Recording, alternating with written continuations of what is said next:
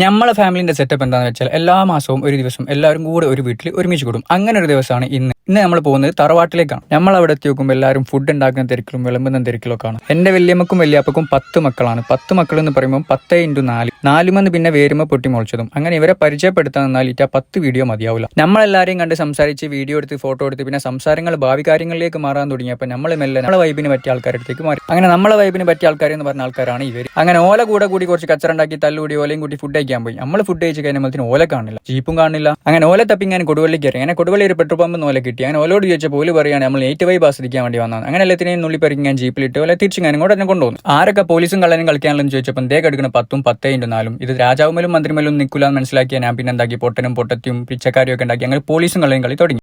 പിന്നെ ചീർച്ചേനും തല്ലുകൂടിനും കണക്കില്ല.